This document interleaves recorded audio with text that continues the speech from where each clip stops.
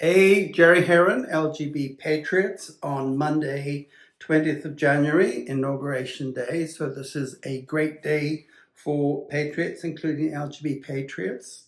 I wanted to do a very quick chit-chat and go over a few things. History again, because we have a whole bunch of new members, which is wonderful. A lot of them are lesbian. Thank you, Joanne. I know it was you and your cohorts, and I welcome it. It is hard often to find the new members and welcome them, but you are absolutely welcome to the group, and I really appreciate you doing that. I do keep a record of the members there. The information is absolutely private. Now, I know that is particularly relevant to lesbians want to be, in the closet, fine.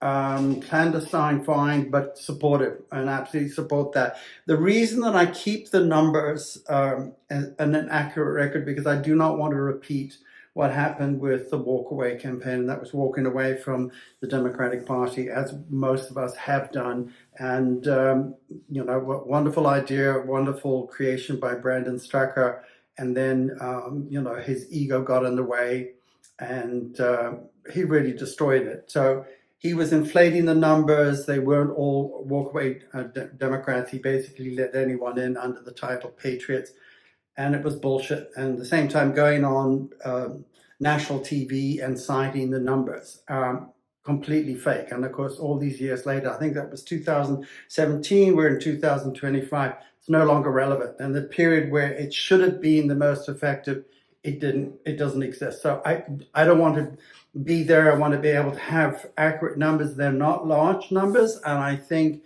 partly the name LGB Patriots, I think for a lot of LGB Patriots is associated with nationalism, and nationalism is associated with far right, and most of us came from the liberal left, which is no longer liberal left. It's the as I call them, the emotional fascist left, and we don't recognize that.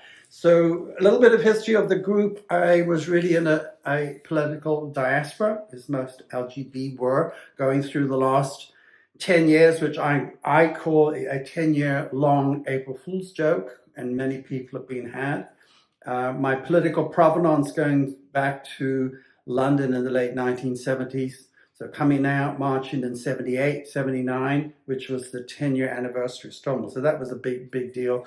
1980. By 1985, I was in the United States. So, but I marched. I know what firsthand what those marches look like, and they are an exact opposite of what the marches have become today.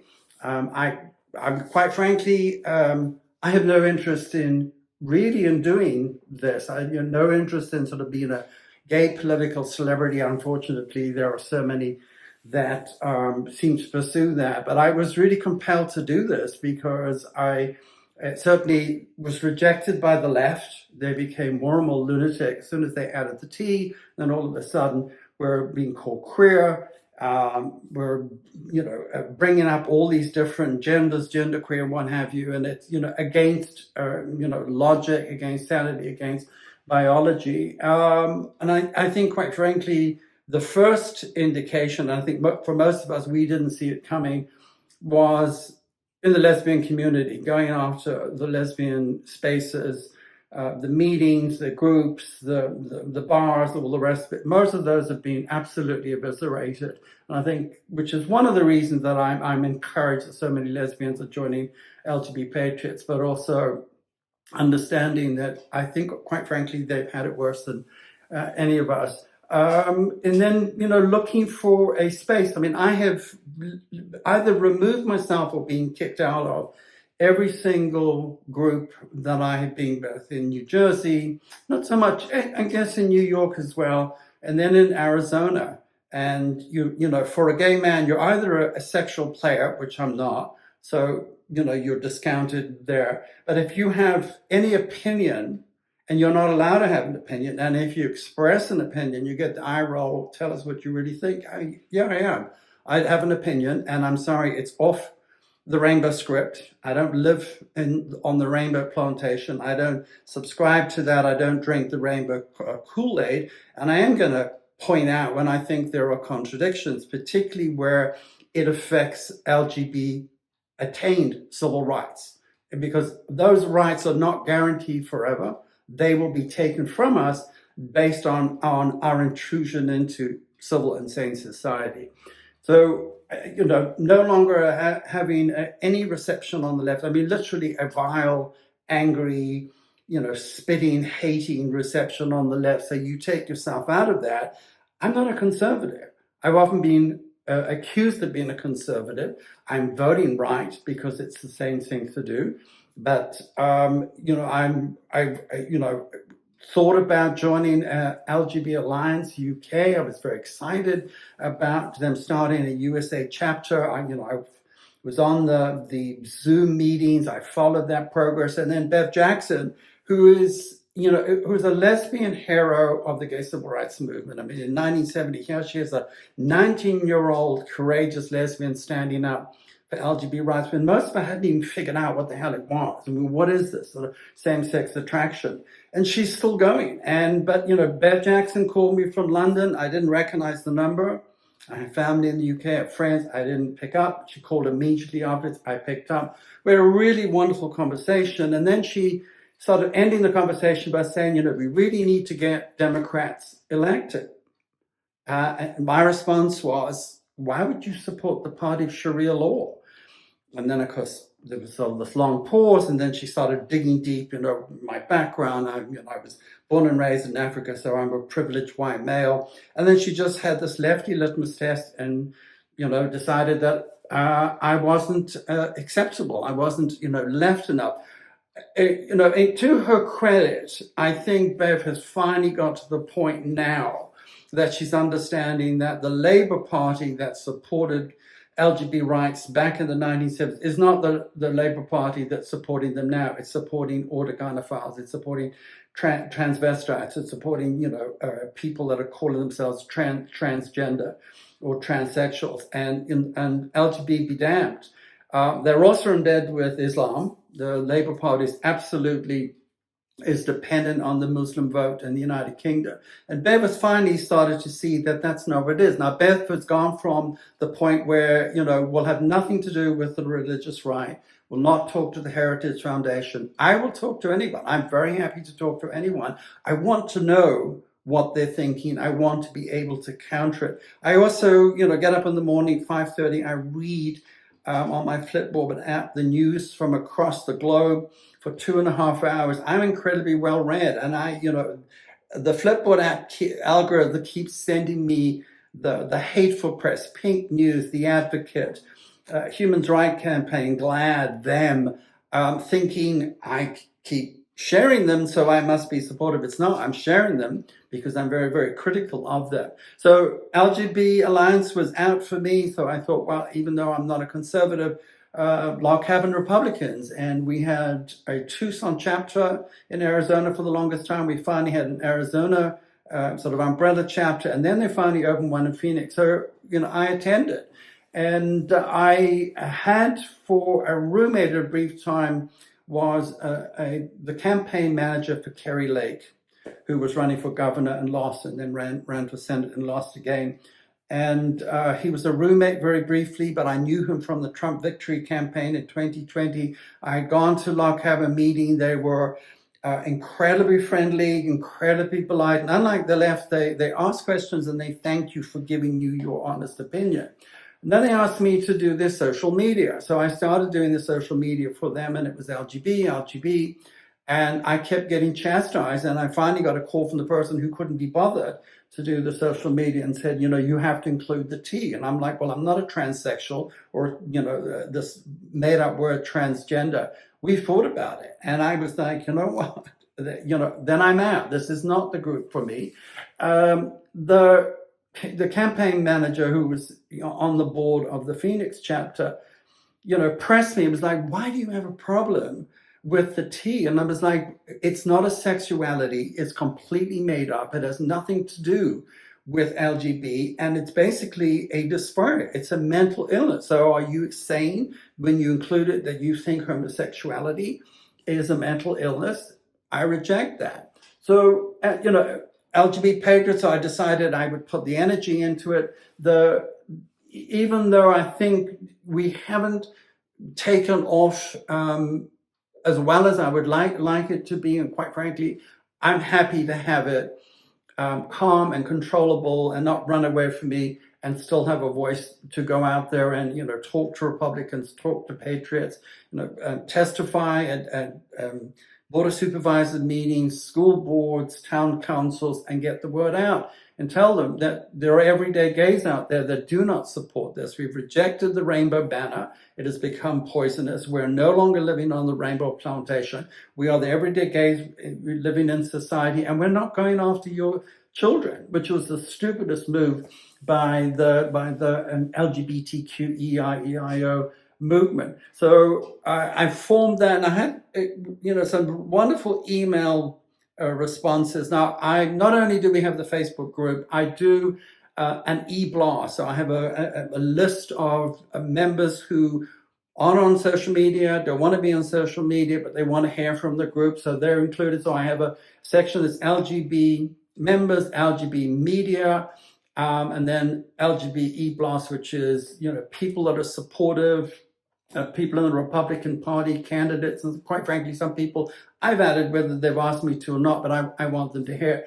Often it feels like a black hole, like I'm pushing out this information and getting no response. And then all of a sudden, I'll get a response from someone that I know that I think is literally just hitting the delete button, and they're not. And they'll say, thank you for your advocacy, thank you for your strong opinions, thank you for speaking out on it. So that part of it is encouraging. So every time I keep thinking that we're not getting into it, there is a reception, we are. So a couple of people in the group asked about merch. Yes, I have merch. I have printed t-shirts.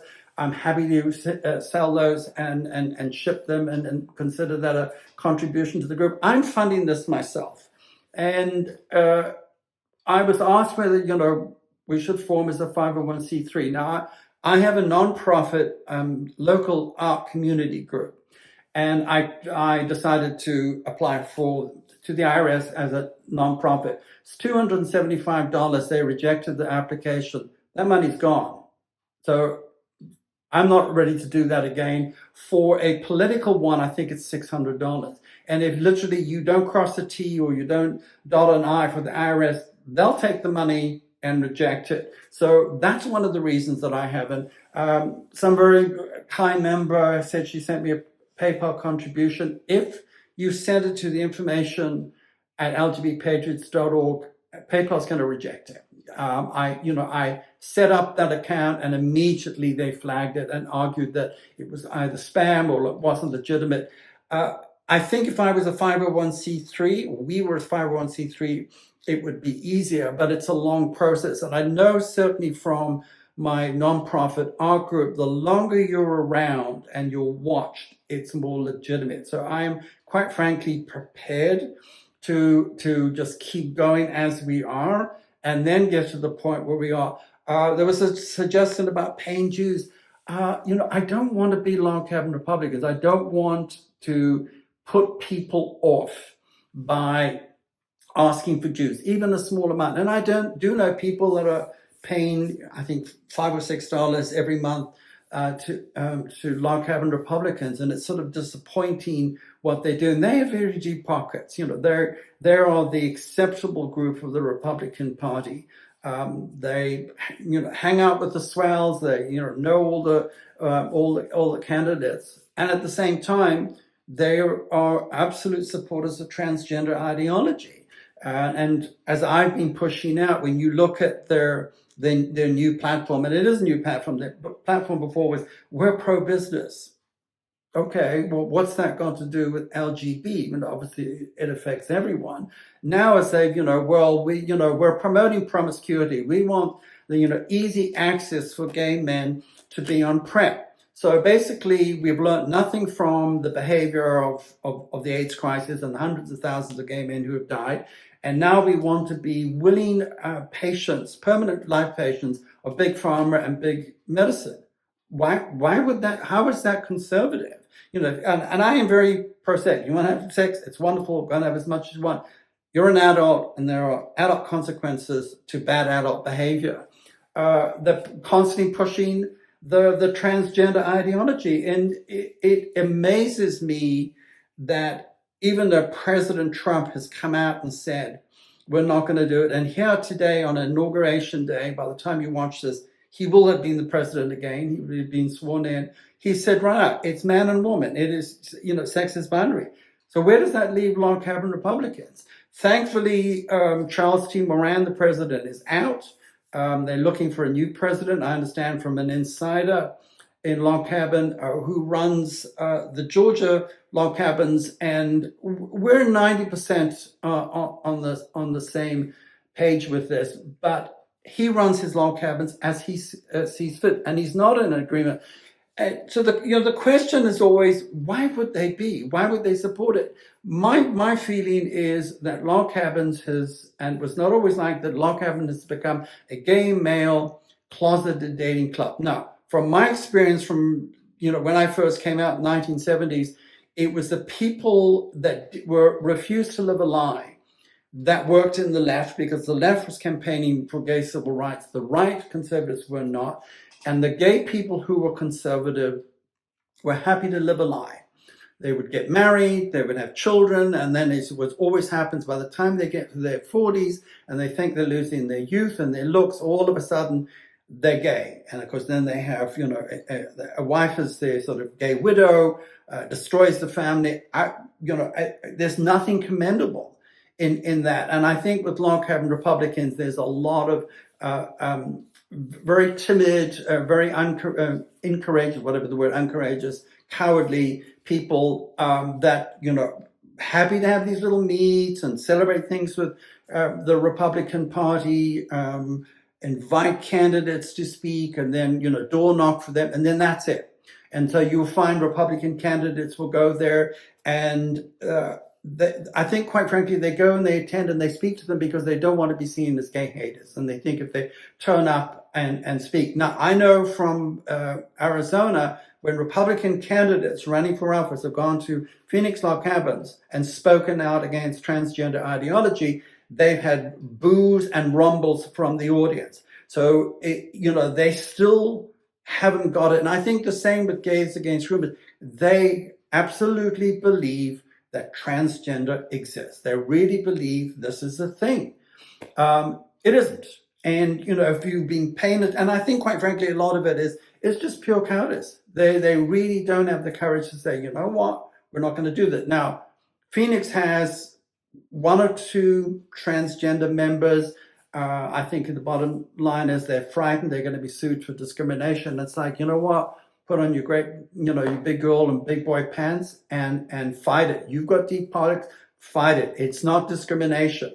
If that person is a gender confused, sex confused person and gay, then they're included. But putting it in the title, putting it in your platform is absolutely wrong. LGB Patriots will never have a transgender member. LGB Patriots will never support drag queens or lady MAGA or any of the sort of performative, attention-seeking homosexuals. We're about everyday gays wanting to retain our civil rights and wanting to retain our place in society. So I'm going to end with this. I really appreciate you joining. I think, quite frankly, the 10-year April Fools is ending. I think we cannot take our eyes off the ball. We need to keep pressuring. Every time we meet a Republican candidate, we need to speak out about log cabins. I think, there is a leak in the dike, excuse that word. I think there's a crack in the wall. I think there are log cabins. The fact that log cabins block me on social media, block me on Twitter, is a huge accolade, because, as the old saying says, when you're getting flack, you're right over the target. And I think they're, quite frankly, very tired of me pointing that out. But I think at some point I have heard there's rumbles within the party. There are people that are saying, we need to change that. What are they going to do when you have the President of the United States, the Republican Party, which they belong to, he is the leader of that party, says, we're not for this, but your platform says.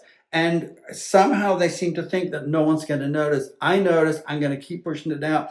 One thing I want you to understand, I have no interest in being a gay political celebrity. I don't want to be Rob Smith or David Leatherwood or Christian Walker or any of those.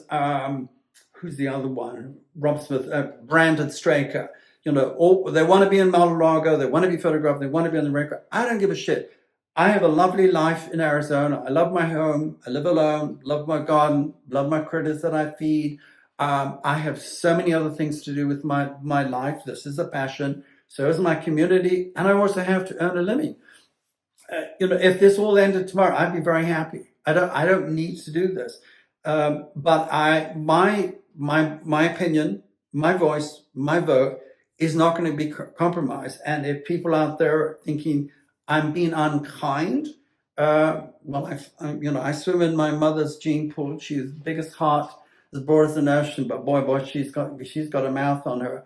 I will not compromise. And when people think that I'm attacking people that are on the right side, I'm not. And I'm not being unkind, but I'm being poignant. I'm pointing out the contradictions and sticking with what we know. And literally, that's an old saying that I always talk about. Stick with what we know. We know sex is binary. We know the devastation that has been wrought on the LGBT community and civil rights. We know from example what's happening in Eastern Europe, that we are in danger of losing everything because of the behavior of the LGBTQ lefty lunatics. I remember in the 1970s having a gay couple that was politically active. One was very confident, very smart. His partner was very quiet, and his partner was a teacher. I could not imagine why society would fire this sweet, educated, intelligent man and a great teacher simply by being homosexual. Now I know why. Because the LGBTQ people have proved it.